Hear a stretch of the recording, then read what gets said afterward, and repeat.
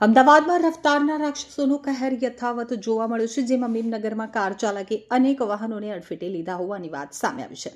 2 રાહદારી, 3 two wheeler, 3 કારને ટક્કર મારી કાર ચાલકની કાર પણ પલટી મારી ગઈ હતી. એ તો સારું છે કે વહેલી સવાર હતી, નહીં તો અનેક વાહનો અને લોકો પણ ઇજાગ્રસ્ત થયા હોત.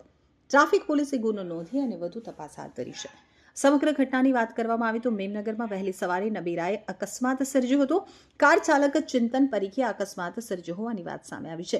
GJ01WA5408 નંબરની કારે અકસ્માત સર્જ્યો છે. સ્થાનિકોનો આક્ષેપ છે કે કાર ચાલક નશામાં હતો અને તેણે અકસ્માત સર્જ્યો છે.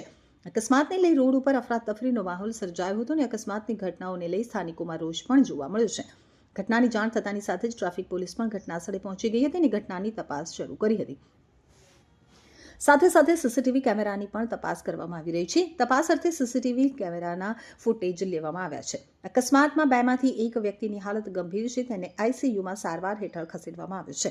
અન્ય ઇજાગ્રસ્તોને સોલા સિવિલમાં સારવાર હેઠળ ખસેડવામાં આવ્યા છે. તો આરોપી પણ ઇજાગ્રસ્ત થયો છે. પોલીસે આસપાસના લોકોના નિવેદન લઈ અને ગુનો નોંધ્યો છે. તો અમદાવાદ બરોડા એક્સપ્રેસ હાઈવે ઉપર ગંભીર અકસ્માત સર્જાયો છે, જેમાં પતિ પત્નીના મોત થયા હોવાની વાત સામે આવી છે. પૂર ઝડપે આવતી કાર ટ્રકની પાછળ ઘૂસી જતા 2 લોકોના મોત થયા છે.